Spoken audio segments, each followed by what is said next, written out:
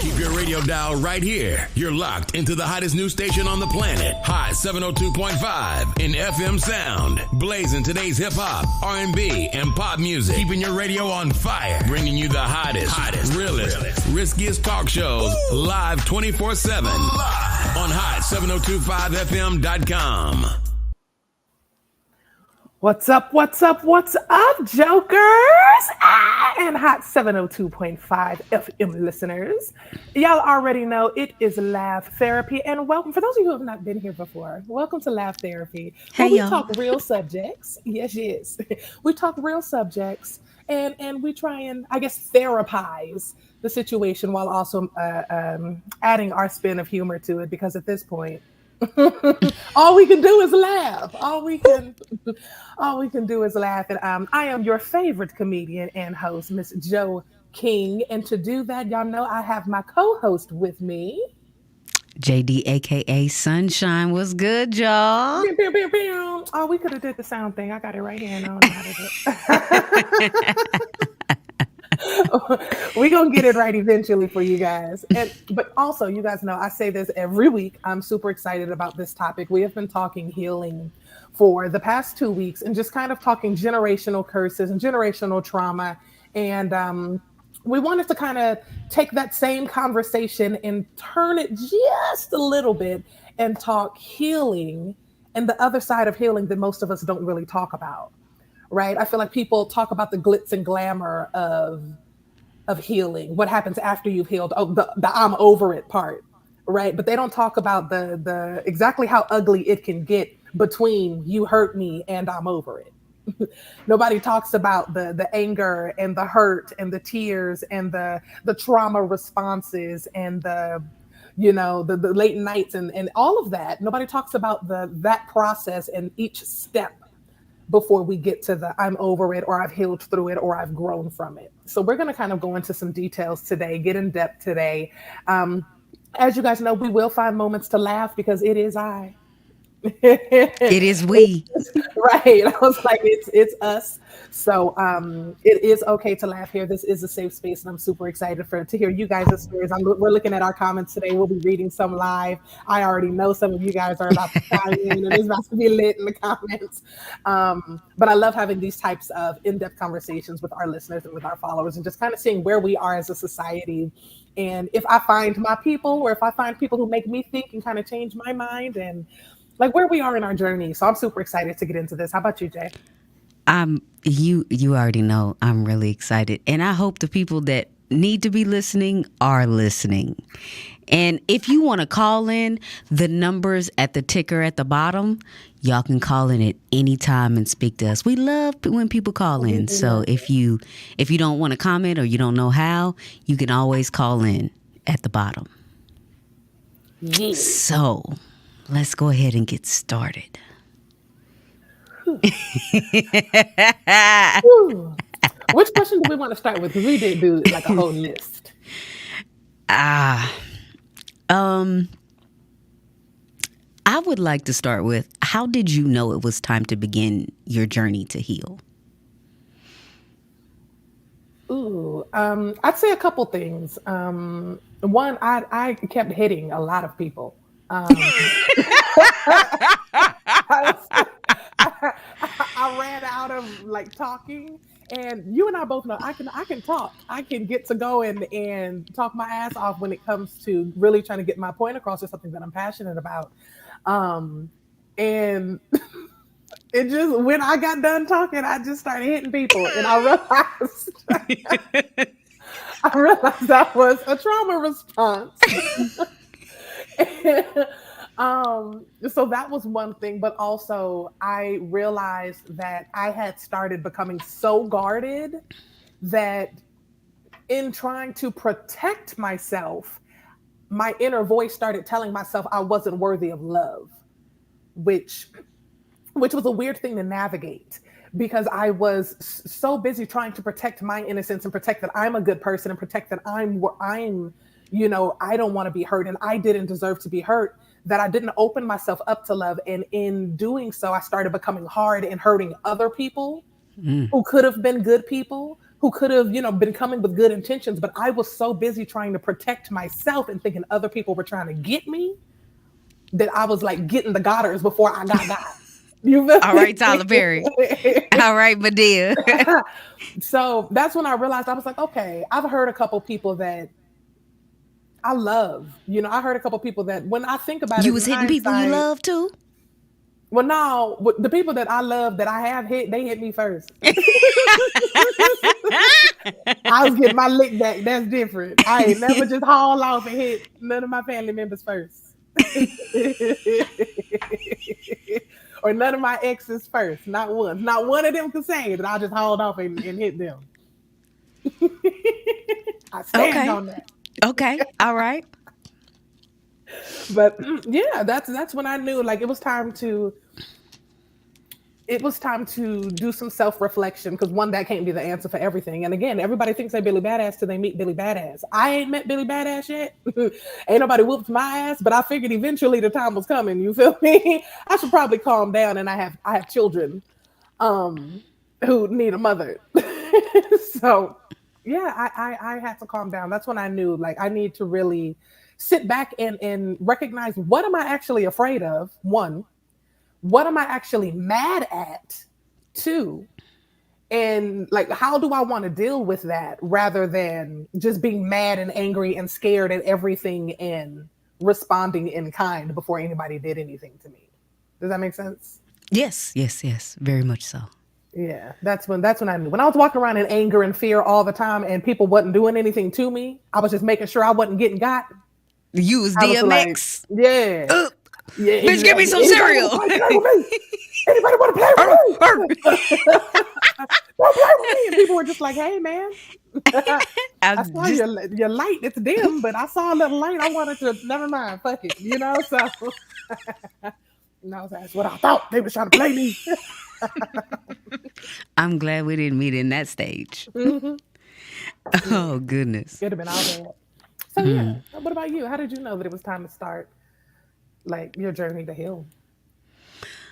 I felt like it was a culmination of things, but mainly I think one day I tried to look myself in the mirror and ask myself, like, who are you? And I didn't know. I had been wearing a mask, and it started because I was trying to please everyone else and try to be somebody who I'm not. And after years of doing this, and I'm already wearing this mask from the trauma that I have, I tried to look at myself in the mirror one day, and I just didn't know who she was. I was like, that can't be who I am. And it's led me down a path of starting to set boundaries, which was difficult in its own right, because I used to be a people pleaser, and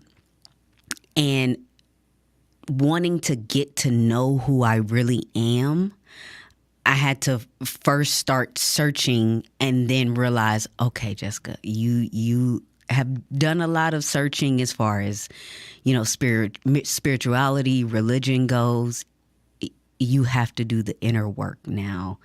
And it was time. In The Lion King, where they say, it's time. I felt like I had that moment, and it was just like, you know what? You can't continue to just have everything sit back there. That's not healthy. If you're trying to heal from one thing, let's just rip it all down. There's no need to keep trying to have to come back and go back and pull one thing at a time. Let's just do it all at once. Let's rip the Band-Aid all at once. And that's when I realized it was time. I mean, I had forgiven my father, but I hadn't dealt with the trauma. So that was one of the things that I had to deal with. It was just a lot that just kept compounding, and the universe kept just telling me, girl, it's time. It's time. I have the space, and this is not the most fruitful time in my life. I feel like it's coming. We harvest and we we building this, planting the seeds, but I don't have as much going on as I did before. So I have more capacity to deal with my own stuff and put myself on the front burner now than I did before. Because I always had everybody else on the front burner and Jessica was on the back. And that's another thing that led to it, really, is putting myself on the front burner. Because I was a people pleaser. So I never took care of myself first. I never put my mask on first in the airplane. I was always trying to, you put your mask on. You go ahead. I got you.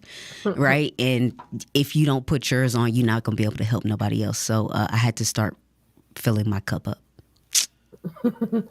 Oh, I was the opposite. I was the one they didn't need to say that dumbass shit for. You didn't need to tell me. I that. know. Exactly. Girl, who the fuck else? What's I finna put this man? Shut up. Give me my mask. You as soon as this shit drop out the sky, it was going around my motherfucking face, okay? Child, but then I guess I can understand, like, as a mother, you want to make sure your baby first. But outside of that, I was like, who else? These are strangers, lady. Who the fuck did you think I was going to be like, you, Martha? No, baby. Martha, I hope you can figure it out, baby. I'm finna put this out in my face.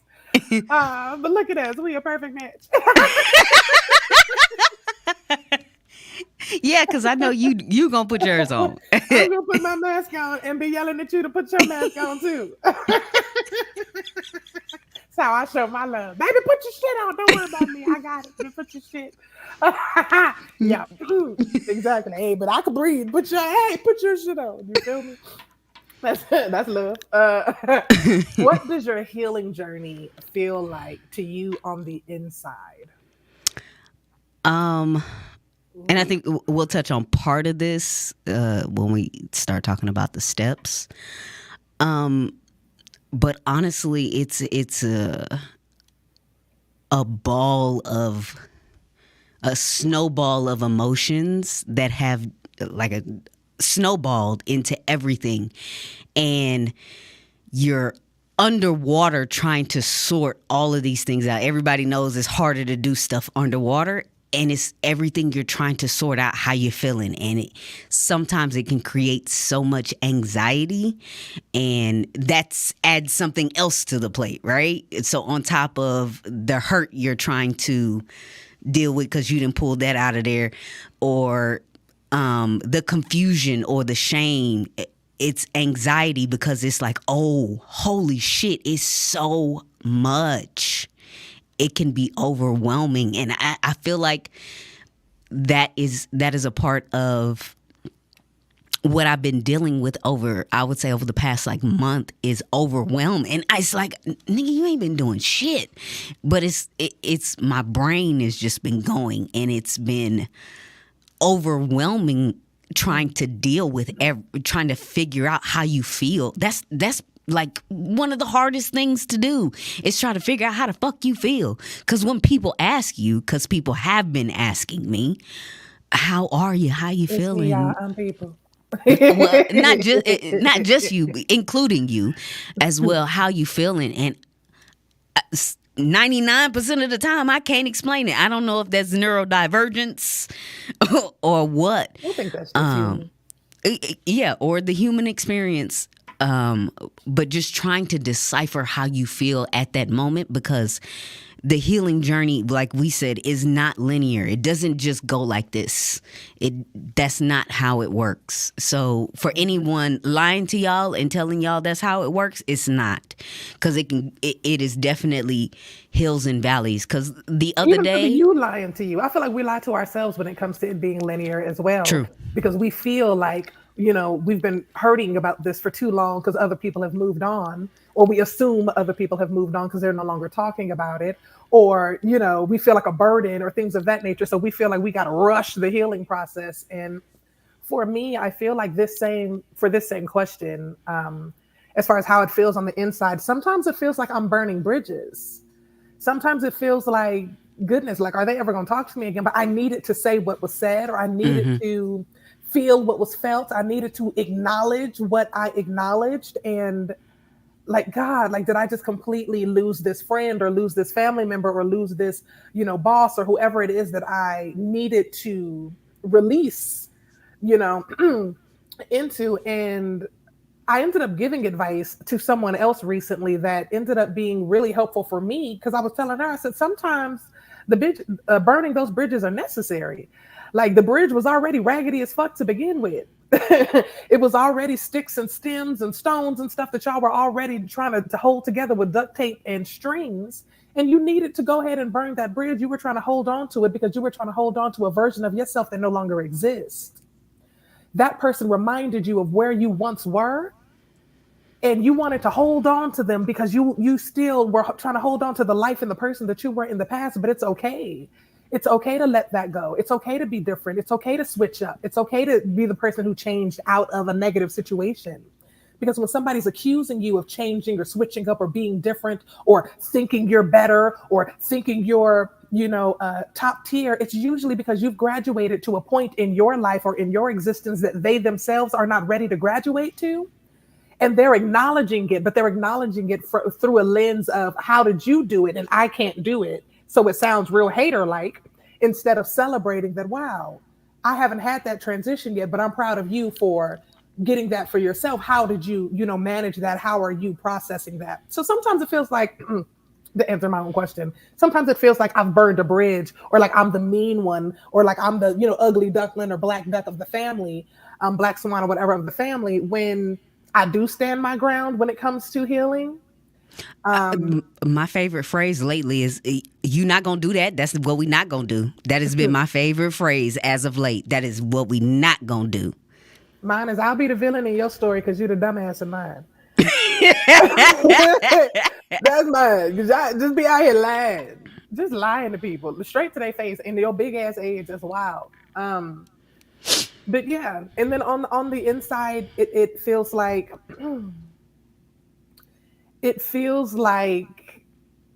you're regressing in healing when you go back, or when you're triggered, or when something hurts, when in reality that is progress.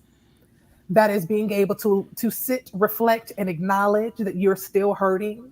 Sit, reflect, and acknowledge what you can do, moving forward, instead of seeing it as a, damn, I should have gotten over this, or I don't care about that, and denying your feelings. Just acknowledging them it's important. And it may not always be comfortable for the person who hurt you, but hell, it was uncomfortable to be hurt. So that's why sometimes it feels like you're burning the bridge. Because yeah, sometimes I'm gonna bring that shit up because I'm still hurt. So yeah, that does happen. Yeah. And like I was saying, I just had like a light bulb moment in my head. Sorry if it looked like I checked out. But the other day, remember I told you I just had this burst of energy. I realized that's not what it was. So you guys, one night I was going to put up the food. You had cooked that night, and I was going to put up the food, and I was like, you know what? Let me just go ahead and wash these dishes and clean the kitchen so I don't have to do it tomorrow. Which will free up some space in my day. And I just had a blast in the kitchen by myself. I had the headphones on and I was jamming. I was in there dancing, pop locking, everything. Like I was doing the broom move, all of it. And I just thought I had a burst of energy. You know what it was? Is that was the night that I had the conversation with Pops. And I felt after I talked to Pops, which is my stepdad, after I talked to him, I think my inner child felt safe and protected. So she came out and she got to shine in that moment. I had to sit with that for just a second. Sorry. Yeah, okay, now we can move on. Moments. Hi, child Jessica. We love her. She was lit. Yeah, she was lit. Processing and dealing with emotions. That's not a question. I don't know what that is that you wrote on here. Leaving people behind. Why and how when it comes to healing? Oh man, that was a difficult one for me because I'm someone who values loyalty. So I'm someone who will be loyal if I feel that you're loyal, even if in the past, even if you were toxic or if you were in a negative space or if you weren't growing or were hindering me in any type of way, I would still try to put you on my back, like, nah, but they gonna stick with me, so I'm gonna stick with them, type of Mm-hmm. situation. And that's not a good position to be in when you picking up leeches, because people will recognize that, like, oh, she gonna stick with me, even if I'm gonna treat her like shit, even if I'm going blah blah blah blah, I'm gonna stick beside her. And she got a light. Oh, and she gonna be something. Oh yeah, I can attach myself, type of situation. So I ended up getting played a lot. And then when it came to a trauma response from that was when it came to building friendships and relationships and stuff in the future, I was looking at everybody expecting them to try to play with me. Whether it be they were playing with my money, playing with my heart, playing with whatever, playing with my time, whatever it is, I was trying to figure out in what way you finna try to play with me so that I could be on defense. Defense. And I was very guarded and I was very good at it. You could only get so close to me. I was Heisman and Duda, Heisman on there, Duda, Heisman. Everybody was arm's length because I was sick of being played with. So figuring out when something is a trauma response from you versus when they're just a toxic person and you need to remove yourself from the situation is important. Discovering that difference, because I feel like people will label somebody toxic and cut them off so quick nowadays. Like, people make mistakes. You've made mistakes. I've made mistakes. He, she, they've all made mistakes before. So you have to give grace. And you can have some really good friendships and great relationships or whatever who can survive from that. Now, if you have somebody who's just playing in your face and consistently playing in your face or disrespecting you or harming you physically or abusing you in any type of way, that's not something that you try to grow with, right? That's like, oh, okay, so you're dismissed and you can go find some other toxic people to be toxic with. I'm not that, and I'm not welcoming that into my space. And I think that that's really important when it comes to healing, because the more negativity you have around you, the more negativity you're just kind of brewing in it. You're just sitting, if that makes sense. Can you like name a time in particular where you realize like, oh nah, this just, I gotta cut this off? Like, it's not me, bitch, it's you.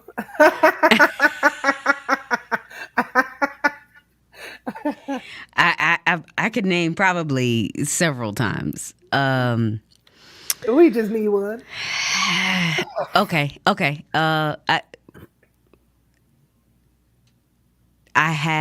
had to leave.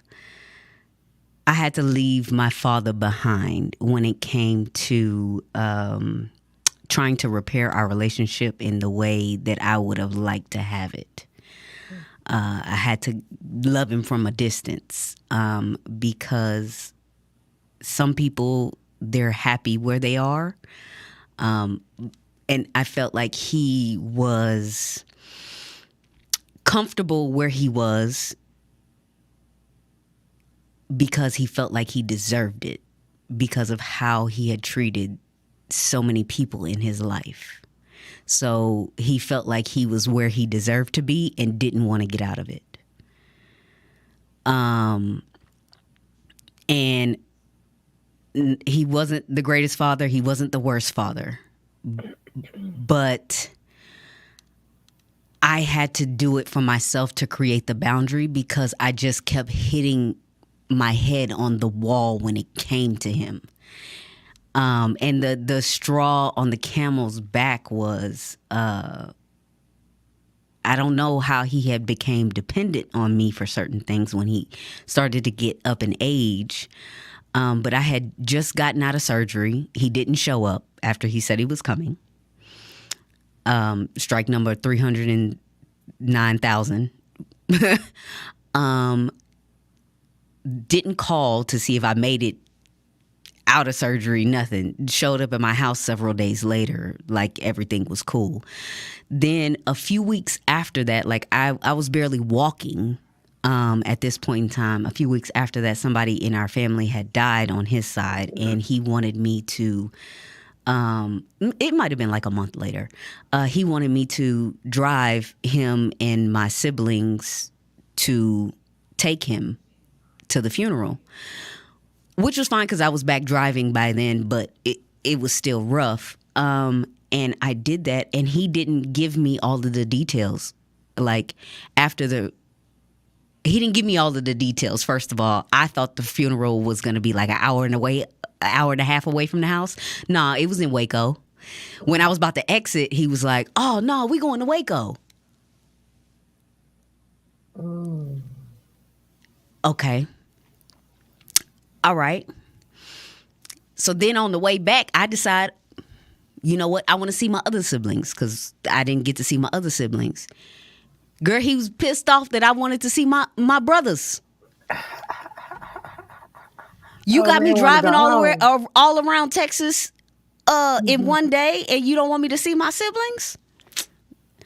I can't. Why don't you want your kids to hang around each other, first of all? You got me seeing all these elders, but you don't want me to see my siblings? Nah. That was the straw that broke the camel's back. I was like, I can't continue to do this. You're never going to change who you are. So I'm just going to have to love you from afar and set boundaries. And that's what I did. And I was so much happier and healthier after that because I didn't have to continue to just bang my head on the wall when it came to him. Like, I'm tired of trying. So that was one person that I had to leave behind. And just on the subject of leaving people behind, you know, if it's somebody that I am eternally connected to, like family, I know everybody is in different stages in life. And sometimes it's not necessarily leaving them behind, but it's creating that boundary until they get to the right stage in life, the right mindset in life. Because I'm finding out that a lot of people don't have the same mindset as I do, and I can't be connected to that energy anymore. Because it's so be connected draining. to people that don't have the same mindset as you? No, I mean, when I say mindset, I don't mean people that think exactly like me, but I'm saying the toxicity and the negative ways in their mindset. And they don't see what they're doing wrong. Like, if they can't process, oh yeah, I fucked that up. I shouldn't have said that, or I shouldn't have did that. If you're not there, I can't rock with you like that. I love you from afar. So it might not even be quote unquote leaving them behind, but it's just creating that boundary until you can get to a place of not that kind of toxicity. I'm not saying I don't have toxic ways. I'm not saying I'm perfect, but it's just some energies that I can't deal with anymore. I just wanted to give you a second to clarify that because I was like, that's a bad snippet. I just can't deal with people that don't think like me no more. Oh, no. No. It's the toxicity. Yeah. How did your shift? How's the shift in your mindset now compared to before? What do you mean? When it comes to what? When it comes to your healing journey, what was like the biggest shift that you had? Besides not hitting people. Yeah. Well, I'm very prideful. So for me, instead of even giving people the opportunity to admit that they were wrong, I know that my vibe is dope and my energy is dope. I would just cut them off. And I didn't care if I was going to see you again soon or whatnot. I would act like it would just, my energy would be very clear that I didn't fuck with you no more. And because I'm someone who values loyalty so much, it was almost like a pack mentality. Like, I won't say I'm a mean girl because I'm very anti-bully and I don't like, I don't like seeing other people be bullied. But if I felt that you've wronged me and you've done me some type of way and I cut my energy off from you, it would just kind of almost be like a domino effect, because anybody who was real cool with me would see that energy, see the way that I interacted with you and be like, oh, nah, we ain't trying to be there. Like, we're not trying to be on that side, whatever. The side of that energy that Joe just gave you on your own, fam. Like, and that was just kind of like the friends would migrate with me, which of course I'm sure made that person feel super isolated. Like, well, damn, like, can I at least? I'm sorry. Can I apologize? I wasn't looking for no apologies. Nothing. I was just, I'm sorry. I was cutting people the fuck off. I was like, it's cool. It ain't nothing to cut that bitch off. Every time my little feelings were hurt, because I wasn't going to admit my feelings were hurt, I would point out that you were wrong. And if you tried to do anything except accountability in that moment, I was like, oh, it's cool. We ain't friends no more. Like in the back of my head, I was just like, oh, it's cool. And then I just never talked to you again. Like that was my solution. Because you ain't finna play in my face again. That's it. I just told you my feelings hurt and you basically just said so it's cool. Don't worry about it. And I would say my mindset now is to just admit that my feelings were hurt, because then it really tells me, instead of just assuming the worst in people and assuming that you were playing in my face, it shows me who you truly are and how you truly feel in that moment toward me. It also lets me know where you are in your healing journey, because if I come to you and I say, hey, that actually kind of hurt my feelings, and you're like, so then I know who I'm dealing with. You know, and it's like, oh, so it makes sense if I go ahead and I cut you off right now. Like that's a bridge that was worth burning. I'm cool with that. It's clearly raggedy to begin with. But if raggedy ass bridge. Right, raggedy ass, fuck that bridge. Kick it over myself. I'm gonna shoot it down.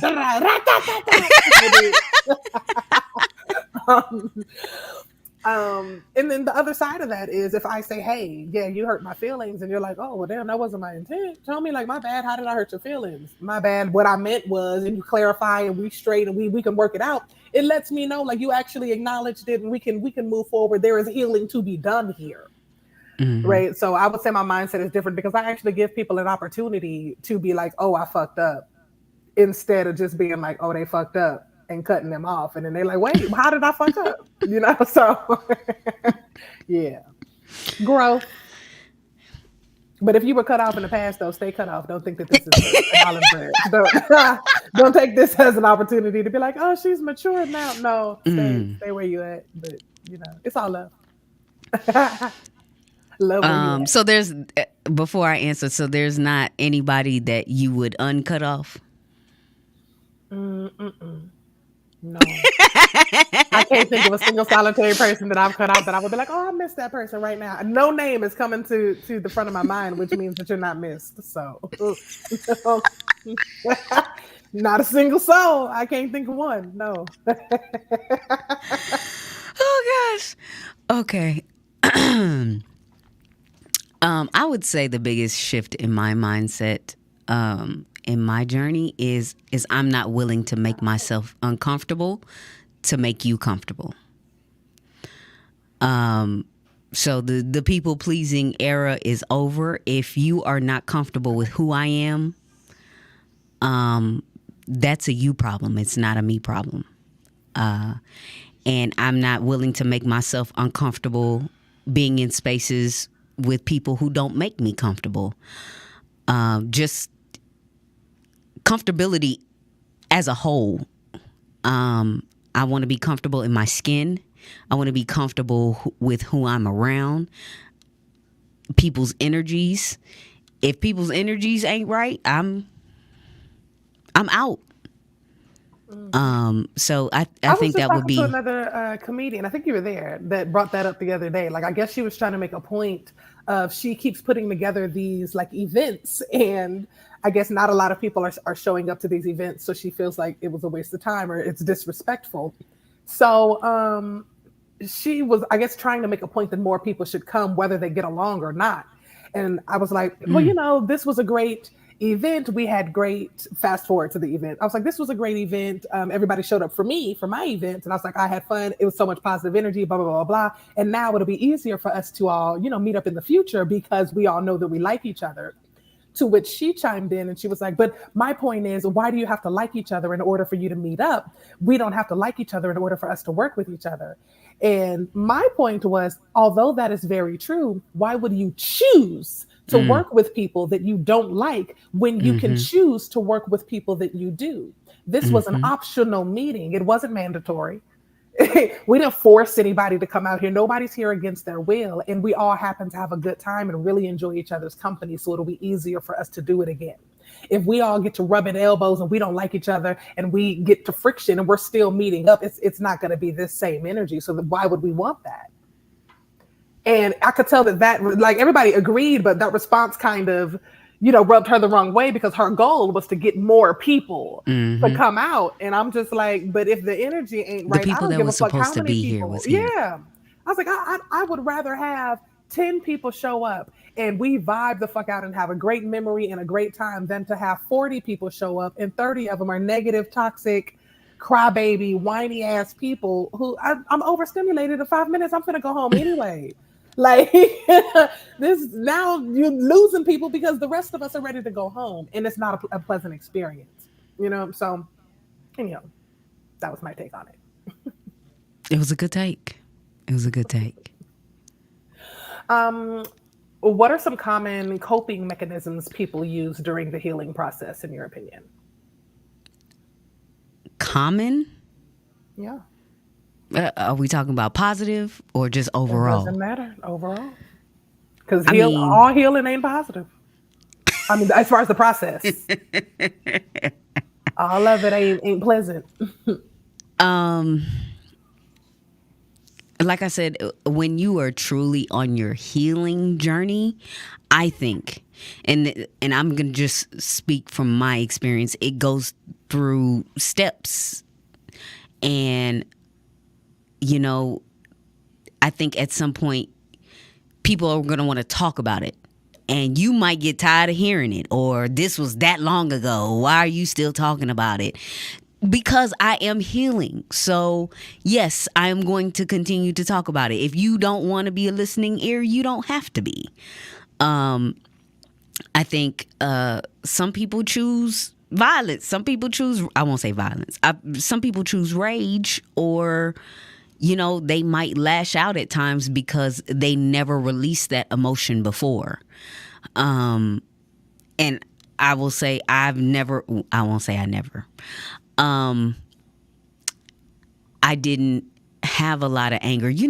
A lot of teenagers, when they've been through shit in their lives, they go through that angry, don't nobody mess with me stage. I never really went through that. I was most of the time jolly. I did have a few rageful moments, but I think that is one of the things that is probably going to come out soon for me, is letting go of some of that anger and rage that I never had before, which I think would be totally justifiable. I'm glad I got mine out of my younger years. I be done hurt myself now. Glad I'm like, all right, cool. Y'all can have it. Yeah, I mean, I've punched a couple things. I did break my hand. I know my mama probably sitting there like, but after I broke my hand, I didn't punch nothing else. I stopped. The rage just stopped for me. But I think that is one of the things. Some people just, they can be overly, I won't say overly, they can be highly emotional. And you can sit up and look at your friend and they just crying for no reason. And that's because their head then got to going and they started processing some of the shit that they've been through. So I think it's a lot of different ways to cope. Shaky said I ended up smoking weed and said, fuck it. I started giggling because I randomly thought of the time I taped all them firecrackers in LA the car and blew up windows. I wonder what the statute of limitations was out there. I taped firecrackers to every window on her car and blew just the fuck out.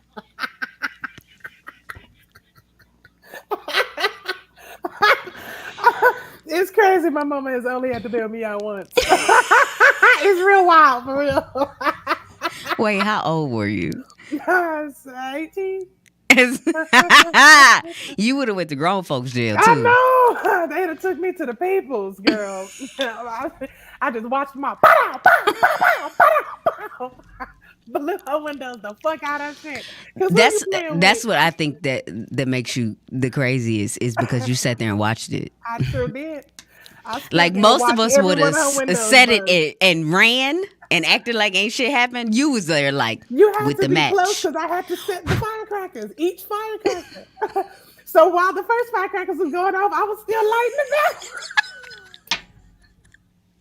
Where did you get that idea from?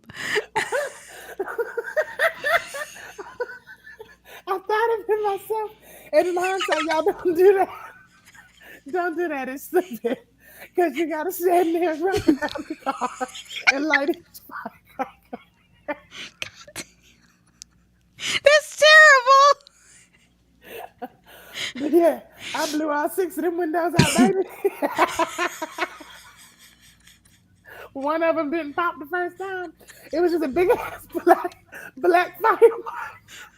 So you went back to I it. went back.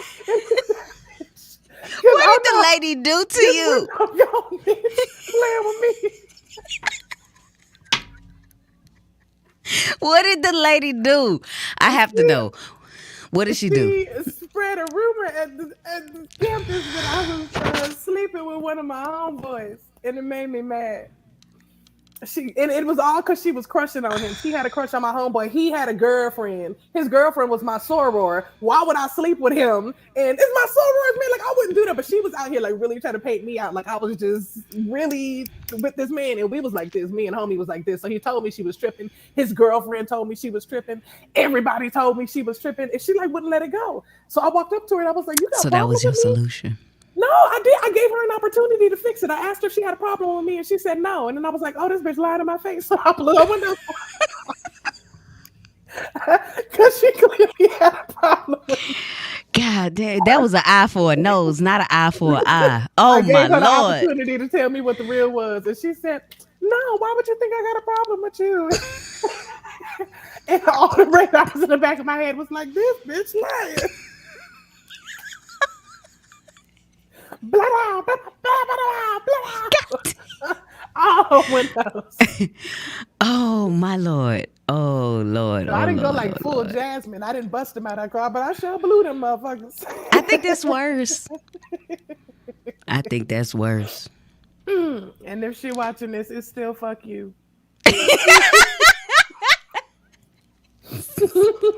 A lot of girls in college still follow my page. Yeah, bitch, it was me. Okay. Wait, she didn't know it was you? I don't know. I'm pretty sure she figured out it was me, but nobody pressed charges. Ain't nobody coming to ask me no questions. So Windows was just gone. I blew the windows out your car.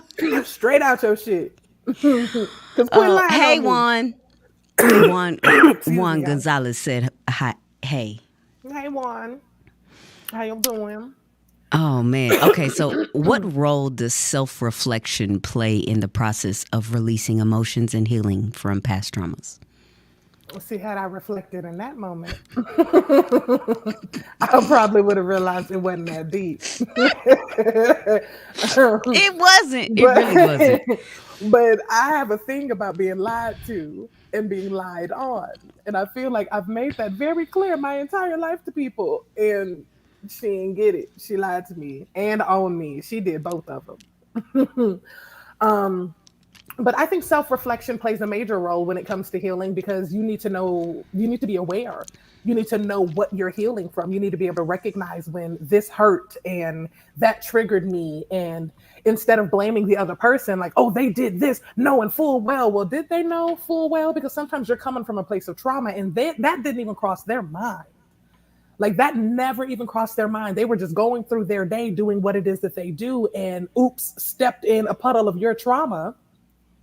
And you're sitting here berating this person and getting ready to burn a pretty solid bridge because you didn't take the time to sit back and self-reflect. And I feel like for me in my journey right now, this has become so important. And one of the reasons why I'll often say I'm at capacity, like I need to take some time and think about what it is that we are, having a disagreement about, whether it be in my personal relationship, my romantic relationship with you, or in my personal relationships with family or whatnot. I'll say, give me a minute so that I can unpack and unravel my emotions and figure out what's what before we have this conversation, because I would hate to come in with this with an emotion that I would no longer feel after I took these layers off, right? Or I would hate to say something in the emotion that I'm in currently without peeling all of these layers back and getting to the core of how I feel, especially if I care about the person. Now, if I don't care about that bridge, then bang, bang, it doesn't matter, right?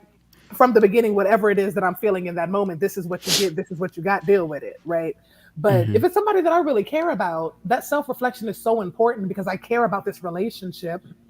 So I want to sit back and see where I could be wrong, where I could be misunderstanding, where I could be, just where I could be better, where I could improve, and then bring the situation forward. Like, okay, I see where you're coming from on this end, or maybe I don't see where you're coming from, but I see where I could be better in this situation, and I apologize that I made you feel this type of way because that wasn't my intent. Versus coming at it with, what the fuck is wrong with you? You know, like, and then blaming it all on you. So, yeah, for me personally, self-reflection is a key component because it diffuses a lot of fights that would have ended badly for me in the past. Before I give my answer, I wanna ask your opinion on something because you said the word trigger.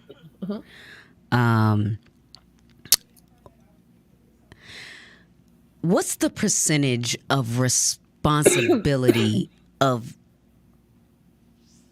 people who trigger other people and people who are being triggered? Like, is the person who is being triggered, is it 100% of their responsibility to not be triggered by certain things, or does a responsibility somewhat lie in the other person to not trigger someone? How do you know? Like, give me your thoughts. For me personally, I would say it's a case by case basis, because sometimes the person who is triggering if the person who is triggering you right now is also responsible for the reason it is a trigger, then it's full force for me, and it's 70-30 their version. You are responsible for that trigger because you are the reason I have it, and you just triggered it again. Right. So sometimes I feel like that's like when it comes to like maybe parental trauma, where like you gave me this trauma, I started healing from this trauma, and now you've triggered me again. You are responsible for it. Therefore, it's 70% on you for you to fix it. In another situation, say there's been like assault or a sexual assault or something like that in a family, like again, it's 70-30 on the person who did it. But I also feel like there could be situations around that would cause some more triggering. Like, yes, this person did it, but did I tell you about it and you didn't do nothing about it? Because now that I'm triggered, you 60-42, bitch. Like, it's partially you need to walk on eggshells. You on thin ice around this motherfucker too. You feel me? And then, was there another family member who knew but didn't say something, or something of that nature? Because I feel like also, now that I'm triggered, bitch, line it on up because it's 60-40 on you too. Like, I'm not getting ready to take responsibility for y'all doing me wrong. Each and every one of y'all had a part in me being done wrong and having to make it through this healing. Now, take that same situation and take it to a friend. This friend had nothing to do with what happened to you with whatever this sexual assault was. She didn't know about it. None of this. This is 10, 15, whatever years later. You've built a relationship with this person, and she has a different opinion when it comes to being molested or whatnot. And she brings it up, and that triggers you in some type of way. That's not her responsibility. She's allowed to have her thoughts. She's allowed to have her opinion. You can express that you are triggered, but that then becomes mainly on you. I would say 80-20. She needs to acknowledge that she triggered you, but she ain't got to issue no apologies if she has a difference of opinion. But if she's your friend and she cares about you, she'll at least acknowledge your feelings. So then I'd say it's 80-20 in most occasions. You are responsible for your own responses. You're responsible for your own triggers. You're responsible for, your acts and how you bring that to the forefront and how you're moving every day. But for people who are involved in the trauma, I feel like y'all that responsibility. You got a lot more responsibility. Yeah, for me. Which I totally agree with. Especially if you care about the person and you are trying to help them heal, or you're trying to be a cog in their healing journey, huh? I said I just saw Shanky's comment. She said that video of the girl trying to light her man car on fire and damn near blew her shit. That lady, I know she ain't had no eyebrows left. Yeah, yeah, maybe went up, but I didn't almost blow up. So I totally agree with you. I think if you know, then you care about this person, you have now a responsibility to, I won't say tread lightly, but to handle this person's feelings delicately or in a responsible manner. I won't even say delicately. I'll just say be responsible with how you handle them in the certain situation. And I understand no one's perfect, but you educate yourself and you ask questions. If you think you have to tread lightly, ask questions so you don't have to tread lightly. You know, how should I have handled this? What should I have said here? Anyone dealing with something will be happy to communicate with you about that. And you shouldn't go around gossiping and talking about certain things. Oh yeah, I had to sharpen that one real quick. About stuff you don't know about. Talk to the person. Talk to the people who are dealing with this pain and this trauma. Talk to them. Ask them questions. You might learn something, and you might decide to start dealing with your own shit. But that was my soapbox. I'm gonna go ahead and step down from it. Self-reflection. As for me, I didn't do a lot of self-reflection before my healing journey began, and I don't know why. When did you say you started your healing journey? Last year. I would say last year. When I realized I had the space and opportunity to focus on myself,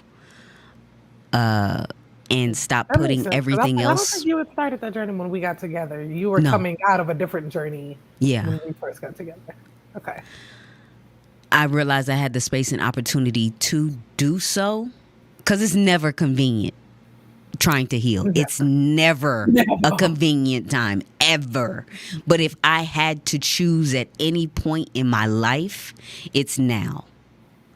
I'm going through a bunch of other transformations on top of this. Why not just throw that on there so when I come out on the other side, I'm a brand new nigga?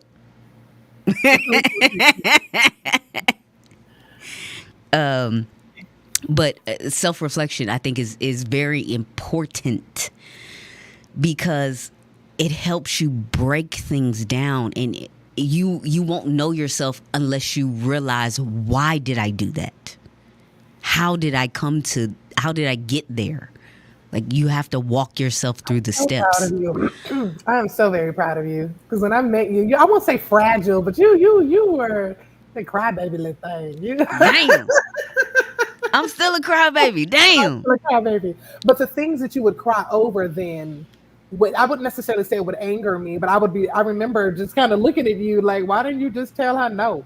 You know, like when you'd be so stressed out over something you couldn't do, or somebody, told you, like you just felt like you were obligated to do something because somebody told you something. I was like, you seem real stressed for some shit. You could have just said nah, people